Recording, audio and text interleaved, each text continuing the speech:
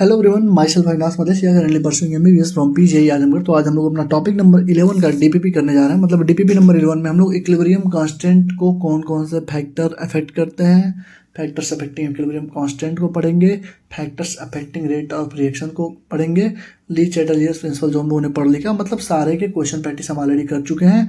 DPP में लगभग 10 से 15 क्वेश्चन हम सॉल्व करवाएंगे। ठीक है, तो आ जाओ डीपीपी हम लोग स्टार्ट करते हैं। जिन लोगों ने इसके पहले के डीपीपी नहीं देखी है उन सबसे रिक्वेस्ट है कि पहले के डीपीपी सॉल्व कर लो। पहले के टॉपिक से अगर नहीं पढ़े हो तो या तो अपने नोट से पढ़ लो या फिर हमारा बैच जो 250 रुपये का बैच है उससे पढ़ लो। 250 रुपये कोई बहुत ज़्यादा महंगे नहीं है, तुम्हारे ऊपर है। यकीन मानो क्वेश्चन यहाँ से आएंगे और तुम बस पेपर आने दो, तुमको दिखाऊंगा एग्जैक्ट क्वेश्चन कैसे पूछे जाते हैं, कैसे श्योर शॉर्ट क्वेश्चन आते हैं। तो डीपीपी नंबर 11 है, आज ये स्टार्ट करते हैं। पहला क्वेश्चन, चलिए पहले क्वेश्चन पे आइए। कह रहा है कि टेम्परेचर ऑफ रिएक्शन अगर ठीक है, कह रहा है टेम्परेचर ऑफ रिएक्शन अगर इंक्रीज किया जा रहा है तो पीएच पे क्या इफेक्ट होता है। जैसे मान लो पानी है, ठीक है, क्लियर। हमने टेम्परेचर जब बढ़ा दिया एकदम तो क्या हो, डिसोसिएट हो जाएगा। डिसोसिएट हो जाता ना, किसी में टूटता है, एस प्लस में टूटा, ओ एच माइनस में टूटा। क्लियर है, मतलब जब भी हम टेम्परेचर बढ़ाते हैं तो डिसोसिएशन होता है। और जब किसी चीज़ का डिसोसिएशन होता है, जैसे मान लो HCl है तो टूटेगा तो H प्लस बनेगा, Cl माइनस बनेगा। H2SO4 है, टूटेगा 2H प्लस बनेगा, SO4 माइनस बनेगा। तो इसका मतलब क्या हो रहा है कि H प्लस की क्वांटिटी बढ़ रही है। मतलब जब जब टेम्परेचर बढ़ाएंगे H प्लस की वैल्यू बढ़ेगी क्योंकि डिसोसिएशन हो रहा है। और H प्लस जब बढ़ता है तो pH इक्वल टू क्या होता है, माइनस में लॉग H प्लस होता है। मतलब H प्लस बढ़ेगा तो निगेटिव वैल्यू ना, तो pH हमारी घट जाएगी। तो आंसर क्या हो जाएगा, pH डिक्रीजेज। ठीक है, pH क्या होगा, डिक्रीज होगी। क्यों, क्योंकि जब जब डिसोसिएशन होगी H प्लस की वैल्यू बढ़ेगी। और H प्लस की वैल्यू अगर लाल मेरे बढ़ेगी तो pH की वैल्यू लल्ला मेरे अपने आप घटेगी। घटना ही घटना है, घटना ही घटना है। ठीक, H प्लस बढ़ेगा pH घटेगा, क्योंकि H प्लस की वैल्यू क्या होती है, pH की वैल्यू क्या होती है, माइनस में लॉग H प्लस होती है। कह रहा है कौन सा इन्फॉर्मेशन तुम अटेंड कर सकते हो ली चैटलियर प्रिंसिपल से। तो ली चैटलियर प्रिंसिपल बस इतना बताता है कि रिएक्शन फॉरवर्ड जाएगी कि रिएक्शन बैकवर्ड जाएगी, कि कहीं नहीं जाएगी। तो shift in the equilibrium position on changing the value of a constant. Clear, equilibrium constant के बारे में नहीं बताता, डिसोसिएशन कांस्टेंट के बारे में नहीं बताता, इंट्रोपी के बारे में नहीं बताता। तो दूसरे का डी। ठीक है, चलो। कह रहा है N2 3:2 रिवर्सिबल रिएक्शन है, प्रेशर बढ़ाएंगे तो क्या होगा। तो मैंने बोला था डेल्टा Ng अगर पॉजिटिव है तो तुम temperature, volume, number of mole, concentration कुछ भी अगर बढ़ाओगे तो फॉरवर्ड रिएक्शन होगी। ठीक है, लेकिन अगर डेल्टा Ng पॉजिटिव है और प्रेशर के केस में और इनर्ट गैस के केस में जब तुम जाओगे तो अगर तुम प्रेशर इनर्ट गैस बढ़ाओगे तो रिएक्शन किधर जाएगी, बैकवर्ड जाएगी। ठीक है, इसका मतलब क्या हुआ, अगर डेल्टा Ng निगेटिव होती है तब प्रेशर बढ़ाते हैं और इनर्ट गैस डालते हैं तब हमारी क्या होती है, रिएक्शन फॉरवर्ड जाती है। क्योंकि पॉजिटिव के केस में तो बैकवर्ड जा रही थी बढ़ाने पे, क्योंकि दोनों एक्सेप्शन है। तो यहाँ पे डेल्टा Ng बस चेक कर लो, डेल्टा Ng कितना होगा, 2 होगा प्रोडक्ट में और 3 1 4 रिएक्टेंट में, 2 - 4 यानी -2। मतलब डेल्टा Ng निगेटिव है और प्रेशर हम बढ़ा रहे हैं, मतलब रिएक्शन किधर जाएगी, फॉरवर्ड रिएक्शन। किधर, फॉरवर्ड रिएक्शन, बी। ठीक है, चौथा देखो। कह रहा है for a reversible reaction if we increase the concentration of reactant then effect on equilibrium constant. Equilibrium constant पे कोई फर्क नहीं पड़ता किसी भी चीज़ का। Equilibrium constant only depend on किस पे, ओनली डिपेंड ऑन किस पे, टेम्परेचर पे डिपेंड करती है। अगर इंडोथर्मिक रिएक्शन है तो टेम्परेचर बढ़ाएंगे तो इक्विलिब्रियम कांस्टेंट बढ़ती है। अगर एक्सोथर्मिक रिएक्शन है तो टेम्परेचर बढ़ाएंगे तो K की वैल्यू घटती है। तो क्या हो जाएगा, अनचेंज हो जाएगा। चौथे का बी, चौथे का बी। ठीक है, क्लियर है।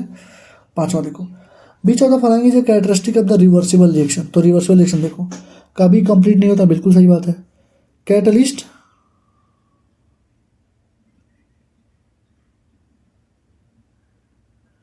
इन्फ्लुएंस कर सकता है कैटलिस्ट में। ठीक है, कैटलिस्ट जो है अल्टर कर सकता है रेट को ना, आगे पीछे करा सकता है।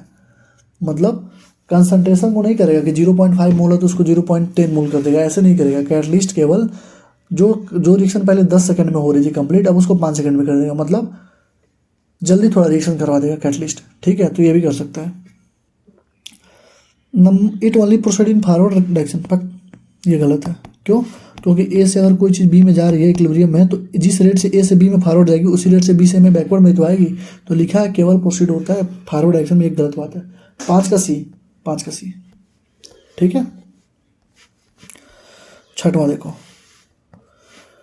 कह रहा है कि the reaction will proceed right to left, मतलब क्यों निकाला गया है, और कह रहा है कि रिएक्शन राइट से लेफ्ट में किधर जाएगा, मतलब ए अगर बी दे रहा है तो राइट हमारा ये है, लेफ्ट ये है, मतलब राइट से लेफ्ट मतलब बैकवर्ड। बैकवर्ड कब जाएगा रिएक्शन, बताओ बैकवर्ड कब जाएगा, जब क्यू इज ग्रेटर देन के सी है। क्यू इज ग्रेटर देन के सी तो बैकवर्ड जाती है, क्यू इज लेस देन के सी तो फॉरवर्ड जाती है, और क्यू इज ग्रेटर देन के सी तो इक्विलिब्रियम पे रहती है, कहीं मूव नहीं करती है। तो क्यू इज ग्रेटर देन के सी,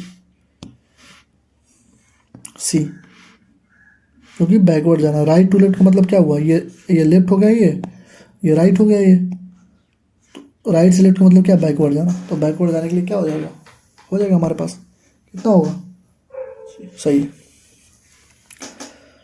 कह रहा है कि इनमें से कौन सा है जो does not alter the following equilibria, जो इक्विलिब्रिया को अल्टर नहीं करेगा। तो इक्विलिब्रिया को अल्टर नहीं करेगा, चेंज इन द वॉल्यूम, मतलब वॉल्यूम को चेंज करने पे कौन सा ऐसा है जो इसमें से इक्विलिब्रिया को अल्टर नहीं करेगा। देखो डेल्टा एन जी जब जब जीरो आ रहा था तब तक हमारा कोई चेंज नहीं आ रहा था, जो मैंने तुमको एक पूरी लिस्ट बना के दी थी ना, ऐसे करके 5 था ना, तो उसमें तुमने देखा होगा डेल्टा एन जी जब जब जीरो आया था तब कोई चेंज नहीं आ रहा था। क्यों, क्योंकि जब डेल्टा एन जी जीरो आ गया तो पूरा इक्विलिब्रियम पर रहेगा, वो चेंज ही नहीं होगा। तो ये देखो, ये 2 एन ओ 2 एन ओ, तो ये डेल्टा एन जी यहाँ पे आ गया जीरो, ये 1 2 और इधर 1, तो डेल्टा एन जी इधर कितना आ गया, 1 आ गया, इधर 2 इधर 4, तो डेल्टा एन जी इधर कितना आ गया, -2, इधर 1 इधर 2 2 इधर 1, तो डेल्टा एन जी आएगा कितना, 1। जीरो कहाँ पे, पहले पे, मतलब पहला वाला जो रिएक्शन है वही एकमात्र जहाँ पे कोई चेंज नहीं आएगा। कहोगे भैया इसमें क्या होगा, तो इसमें देखो डेल्टा एन जी पॉजिटिव आ गई, डेल्टा एन जी पॉजिटिव आ गई, इसका मतलब क्या हुआ, तुम अगर वॉल्यूम बढ़ाओगे तो फॉरवर्ड रिएक्शन होगा, देखो चेंज इन द वॉल्यूम, और वॉल्यूम घटाओगे तो बैकवर्ड रिएक्शन होगा, ठीक है। डेल्टा एन जी निगेटिव के केस में क्या होगा, वॉल्यूम बढ़ाओगे तो बैकवर्ड रिएक्शन जाएगी, वॉल्यूम बढ़ाओगे घटाओगे तो फॉरवर्ड रिएक्शन जाएगी, सिंपल सी बात है। तो जहाँ पे डेल्टा एन जी की वैल्यू जीरो होती है वहाँ पे रिएक्शन अल्टर नहीं होता है, वहाँ पे रिएक्शन अल्टर नहीं होता है, ठीक। 7 का ये। 8 का देखो, कह रहा रिएक्शन दिया है, ये H2 की जो वैल्यू है ना वो दे रखी है +58 किलो जूल, ठीक है। कह रहा बताओ कि इस रिएक्शन को डायरेक्शन ऑफ रिएक्शन क्या होगा अगर टेम्परेचर को डिक्रीज किया गया। तो देखो डेल्टा एन जी, पहले देखो क्या है, डेल्टा एन जी क्या है, 2 में से 1 जा 1, मतलब डेल्टा एन जी है पॉजिटिव। तो अगर टेम्परेचर को हम लोग डिक्रीज करेंगे, टेम्परेचर को डिक्रीज करेंगे तो कह रहा है कि डायरेक्शन किधर शिफ्ट होगी, टेम्परेचर को डिक्रीज करेंगे तो बैकवर्ड शिफ्ट होगी, क्योंकि मैंने बोला था डेल्टा एन जी अगर पॉजिटिव होता है तो volume temperature number of mole concentration बढ़ाने पे फॉरवर्ड जाती है, तो अगर घटाओगे तो बैकवर्ड जाएगी, सिंपल सी बात है। तो डेल्टा एन जी पॉजिटिव है और घटा भी रहे हैं तो किधर जाएगी, बैकवर्ड रिएक्शन जाएगी, ठीक है, बैकवर्ड रिएक्शन। दूसरा, pressure is increased by adding nitrogen at constant temperature. अब बताओ नाइट्रोजन कैसा गैस है, नाइट्रोजन कैसा गैस है, नाइट्रोजन एक इनर्ट गैस होता है, कैसा गैस होता है, इनर्ट गैस होता है। तो अगर तुम प्रेशर को इंक्रीज कर रहे हो बाय एडिंग नाइट्रोजन, मतलब नाइट्रोजन को ऐड कर रहे हो एट कांस्टेंट प्रेशर पे, तो कोई चेंज होगी क्या, आंसर समझ में आ गया होगा तुमको, ठीक है।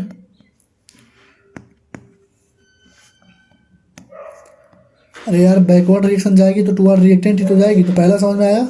और दूसरा, प्रेशर को इंक्रीज कर रहे हो नाइट्रोजन को कांस्टेंट टेम्परेचर पे, नाइट्रोजन इनर्ट गैस है, मतलब इनर्ट गैस को तुम डाल रहे हो किधर, pressure is increase by adding nitrogen at constant temperature, temperature को कांस्टेंट करके तुम प्रेशर को इंक्रीज कर रहे हो N2 गैस ऐड करके, इनर्ट गैस ऐड करके, इनर्ट गैस का क्या चेंज ही नहीं होता कुछ, ठीक है।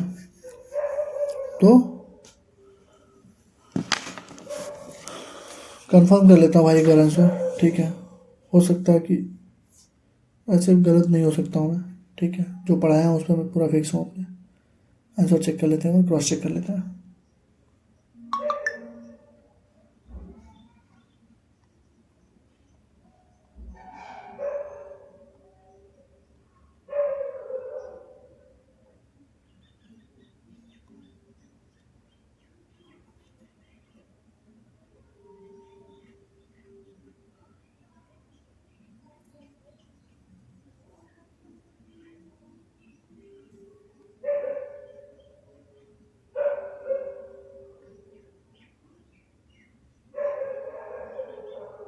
सही है, नो चेंज। ठीक है, नो चेंज। ठीक, आगे बढ़ो। आगे बढ़ने से पहले जो हमारे बैचेस की इन्फॉर्मेशन है, जिन बच्चों को अभी तक नहीं पता हमारे कौन कौन से बैचेस चलते हैं, उनके लिए कुछ इन्फॉर्मेशन वीडियो है। एक बार इन्फॉर्मेशन वीडियो देख लो, फिर आगे बढ़ते हैं। ठीक है, अभी तुम्हारा लास्ट का टाइम चल रहा है, तुम्हारे पास बहुत ही कम टाइम बचा है और तुम्हारा सिलेबस अभी तक कंप्लीट नहीं हुआ है। अगर सिलेबस कंप्लीट हुआ तो क्वेश्चन प्रैक्टिस नहीं हुई है, और बहुत सारे ऐसे बच्चे हैं जो कोचिंग्स में हैं और उनका सिलेबस अभी जाके अप्रैल में खत्म होने वाला है।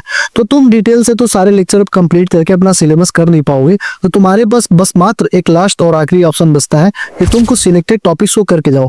सिलेक्टेड टॉपिक्स कहने का मतलब ये है कि तुम 10 टॉपिक 20 टॉपिक 30 टॉपिक ना करो। 10 टॉपिक 20 टॉपिक 30 टॉपिक से कभी भी 100 नंबर 150 नंबर के क्वेश्चंस नहीं आते। वो बस तुम्हें मूड बनाने के लिए एक जरिया होता है। अगर मैं तुमसे बोलूं कि अगर तुम 80 इंपॉर्टेंट टॉपिक फिजिक्स में और 80 इंपॉर्टेंट टॉपिक केमिस्ट्री में और 90 से 95 इंपॉर्टेंट टॉपिक अगर तुम बायो में करके जाओगे तो तुम्हारे 80 to 90% मार्क्स कवर हो जाएंगे। मतलब फिजिक्स में अगर तुमने 80 इंपॉर्टेंट टॉपिक किया तो तुम्हारे अराउंड 120 के ऊपर ही नंबर आएंगे।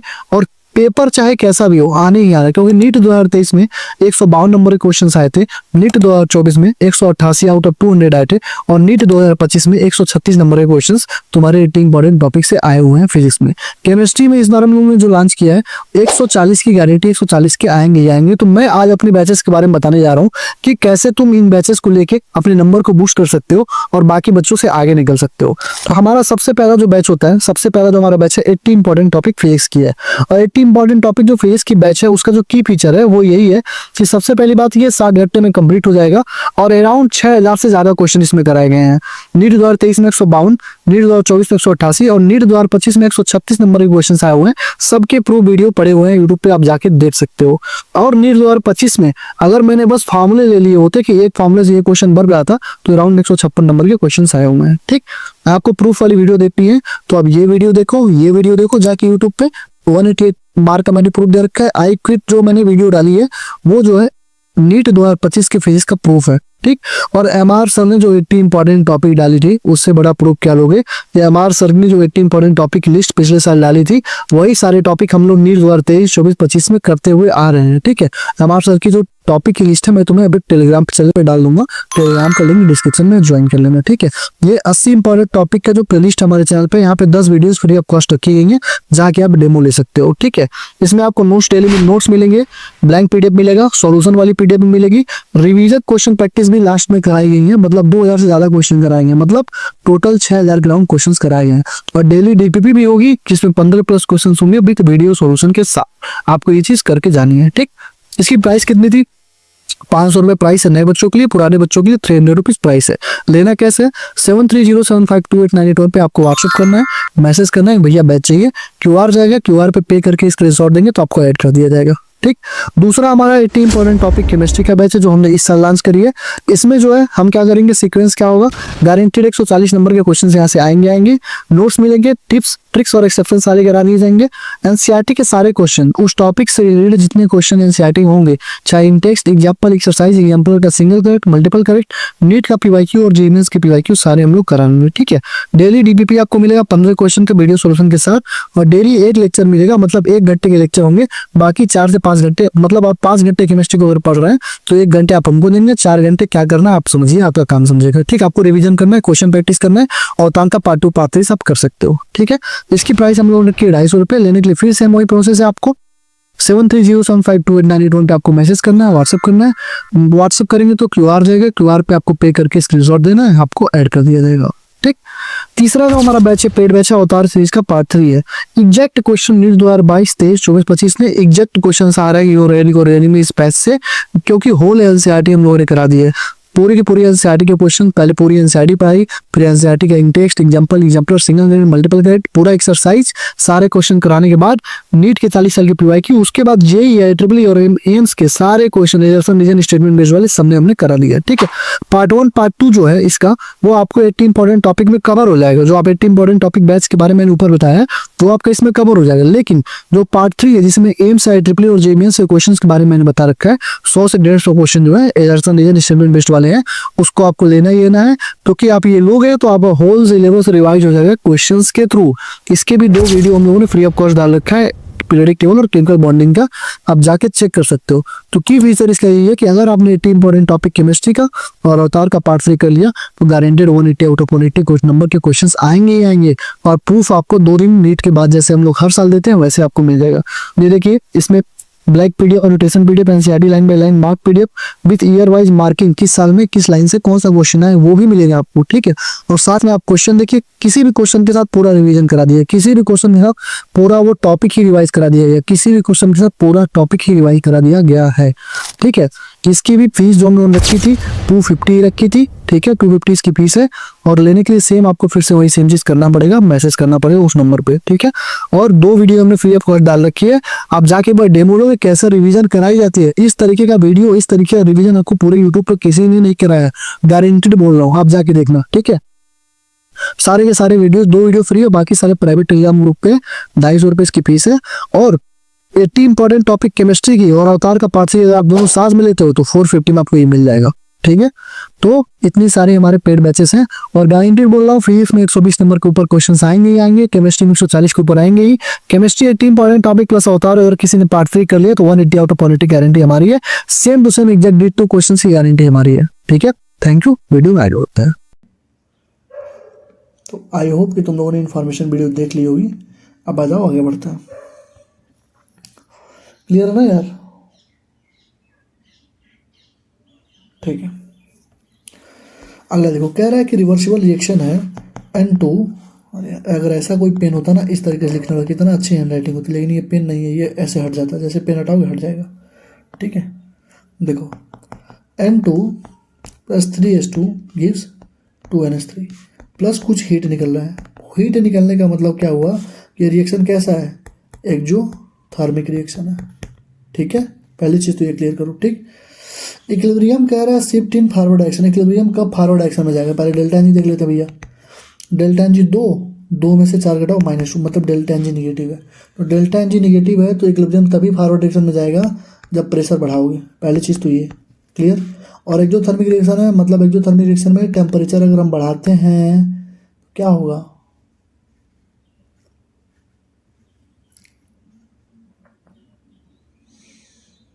डेल्टा एन जी जब पॉजिटिव था तो टेम्परेचर बढ़ाने पे फॉरवर्ड जा रहा था। तो डेल्टा एन जी जब निगेटिव है और एक्जोथर्मिक है तो क्या कर रहा है, टेम्परेचर फिर से वही है, तो क्या होगा, बैकवर्ड रिएक्शन जाएगा। डेल्टा एन जी में बैकवर्ड रिएक्शन, मतलब एक्जोथर्मिक रिएक्शन है तो टेम्परेचर बढ़ाने पे किधर जाएगा, बैकवर्ड चला जाएगा, ठीक है। तो हमको टेम्परेचर क्या करना पड़ेगा, कम करना पड़ेगा, ठीक। तो increasing the pressure decreasing the temperature, D हो जाएगा, समझे। अरे भाई एक्जोथर्मिक रिएक्शन है तो एक्जोथर्मिक रिएक्शन में अगर टेम्परेचर बढ़ाएंगे हम लोग तो रिएक्शन बैकवर्ड नहीं जाएगी। इंडोथर्मिक होता है, इंडोथर्मिक में टेम्परेचर बढ़ाते हैं तब ना रिएक्शन फॉरवर्ड जाती है। एक्जोथर्मिक में तुमको क्या करना पड़ेगा, फॉरवर्ड के लिए टेम्परेचर घटाना पड़ेगा। टेम्परेचर देखो 2 चीज़ बस ध्यान रखो ना, बाकी अपने आप कंपेयर करके लगा लिया करो। देखो इंडोथर्मिक है, टेम्परेचर बढ़ाओगे तो रिएक्शन फॉरवर्ड जा रही है, क्लियर। तो अगर एक्जोथर्मिक है तो टेम्परेचर बढ़ाओगे तो रिएक्शन बैकवर्ड जाएगी। हमको मालूम है रिएक्शन एक्जोथर्मिक है, लेकिन हमको चाहिए किधर, फॉरवर्ड में ले जाना ना। क्वेश्चन देखो कह रहा है कि फॉरवर्ड में ले जाना है। तो अगर टेम्परेचर बढ़ाने पे बैकवर्ड जा रही है तो मतलब टेम्परेचर को हम कम कर दे तो बैकवर्ड, अरे फॉरवर्ड नहीं जाएगी, फॉरवर्ड जाएगी। तो क्या हो गया, प्रेशर ज़्यादा रखो और टेम्परेचर को कम रखो, डी हो जाएगा, डी हो जाएगा, ठीक। आगे बढ़ो, कह रहा है कि इसमें के पी और के सी इक्वल नहीं है। तो के पी इक्वल टू होता है K C R T power delta N G. तो अगर हम कुछ ऐसा कर दें कि ये पूरा टर्म क्या हो जाए, 1 हो जाए, तब हमारा के पी इक्वल टू के सी हो जाएगा। और हमको मालूम है किसी पे भी पावर 0 होती है तो क्या हो जाती है, अगर डेल्टा एन जी वैल्यू 0 होगी तो ये पूरा टर्म क्या हो जाएगा, 1 हो जाएगा। डेल्टा एन जी वैल्यू अगर 0 होगी तो पूरा टर्म 1 नहीं हो जाएगा यार, किसी की भी पावर 0 होती है तो 1 हो जाती है। चेक कर लो किसमें डेल्टा एन जी 0 है, कह रहा है नॉट इक्वल, मतलब किसमें डेल्टा एन जी 0 नहीं है, बस ये चेक करो। ये 1 1 2 में से 2 जा 0 इसमें है, 1 और 2 में से 2 जा ये भी 0 है, 2 और 2 0 है, इधर 2 है और इधर 1, इधर 2 3, मतलब यहाँ पे डेल्टा एन जी क्या है, नेगेटिव है। मतलब डी तुम्हारा आंसर हो गया।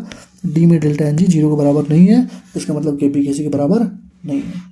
क्या हो गया, डी, ठीक है। चलो फिर से देखो डेल्टा एच दे दिया तुम्हारा कितना -198 किलो जूल। कह रहा है फॉरवर्ड में लेके जाना है, मतलब टेम्परेचर को कम करना पड़ेगा हमको, क्योंकि एक्जोथर्मिक है। तो पहले तो टेम्परेचर कम करो, ठीक, क्लियर है। दूसरा डेल्टा एन जी देखो, 2 में से 2 + 1 कितना आ गया -1 आ गया, मतलब डेल्टा एन जी नेगेटिव है, फॉरवर्ड लेके जाना है, मतलब प्रेशर बढ़ाना पड़ेगा। मतलब प्रेशर ज़्यादा टेम्परेचर कम, प्रेशर ज़्यादा टेम्परेचर कम, प्रेशर ज़्यादा टेम्परेचर कम, प्रेशर ज़्यादा टेम्परेचर कम। B, lowering the temperature increasing the pressure, lowering the temperature increasing the pressure, ठीक है, क्लियर। चलो, कह रहा है अगर किसी का वैल्यू 1.6 × 10⁻12 है तो क्या होगा। मैंने तुमको क्या बोला था, इसमें पूछ रहा है कि रिएक्टेंट होगा कि प्रोडक्ट होगा, कि रिएक्टेंट प्रोडक्ट दोनों होंगे। तो मैंने तुमको क्या बोला था कि 10⁻3 के इधर सारे प्रोडक्ट होते हैं, 10⁻−3 के इधर सारे रिएक्टेंट होते हैं, ठीक है, और बीच में क्या होता है, प्रोडक्ट और रिएक्टेंट हो। 10⁻3 है तो इधर होगा 10⁻12 कहीं, मतलब मोस्टली इसमें क्या होंगे, प्रोडक्ट होंगे, ठीक। कह रहा है कौन सा कैरेक्टरिस्टिक नहीं इक्विलिब्रियम का, रेट इक्वल होता है, बोर्ड एक्शन, बिल्कुल सही बात है। मेजरेबल क्वांटिटी कांस्टेंट होती है, सही बात है। रिवर्सल कंडीशन में होता है। Equilibrium occurs only in open vessel, नहीं, इक्विलिब्रियम अकर होता है किसमें, क्लोज वेसल में, क्लोज वेसल में, ठीक है। तो ये तुमको इक्विलिब्रियम की प्रॉपर्टी पढ़ाते टाइम बताई गई थी, ठीक है। तो ये हमारा हो गया पूरा डीपीपी नंबर 11, 10, 11, 12, 13, लगभग 13-14 क्वेश्चन थे, हमने करवा दिए, ठीक है। तो अगर वीडियो अच्छी लगी हो तो लाइक, कमेंट, शेयर, सब्सक्राइब जरूर कर देना। हाइप कर दिया करो भाई, हाइप करने से क्या जाता है भाई, एक क्लिक ही तो करना है, एक लाइक करना है, एक कमेंट करना है, एक क्लिक करना है। तुमको अच्छी लगी थैंक यू लिख दो, कुछ भी लिख दो, या कुछ तुमको इसमें इंप्रूवमेंट चाहिए, कुछ और एक्सप्लेनेशन में ऐड ऑन करना है तो तुम लिख दो ना, भैया ये करवा दो, मैं करवा दूंगा भाई, सबके कमेंट पढ़ता हूँ मैं, ठीक है।